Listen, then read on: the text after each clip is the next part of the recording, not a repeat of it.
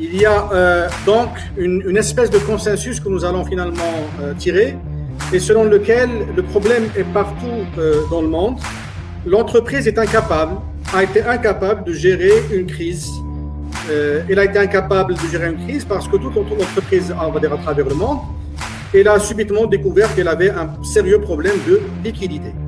Toutes les mesures mises en place partout dans le monde cherchent quelque part à gérer un seul problème qui est le problème de la liquidité pour l'instant.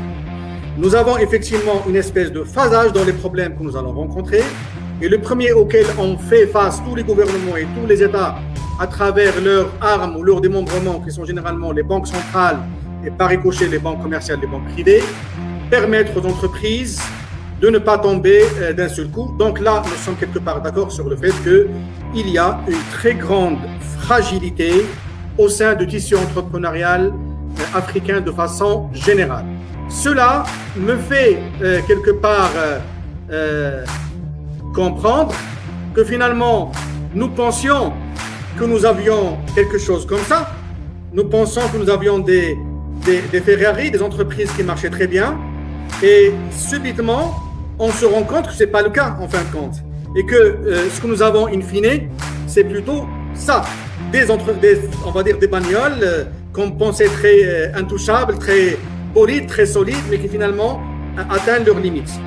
En tant que dirigeant, j'allais dire, ça nous met devant une très forte réalité, c'est que nous sommes très loin, si vous voulez, d'être à niveau.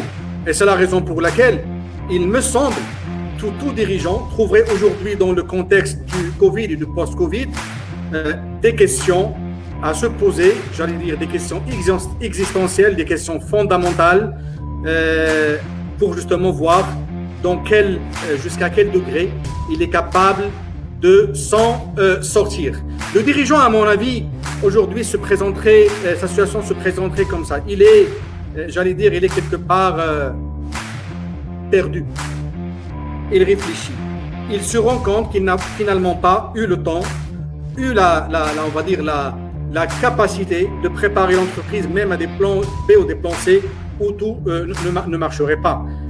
Aujourd'hui, le dirigeant africain serait, à mon avis, devant une forteresse, parce que la question qui va se poser pour chacun parmi nous en tant que patron, c'est quelle route prendre, comment faire se frayer une voie. Aujourd'hui, la question que je voudrais peut-être, suite à ce propos d'introduction, vous poser, c'est comment se fait-il que tous les dirigeants se retrouvent quelque part aujourd'hui anéantis, affaiblis par cette crise?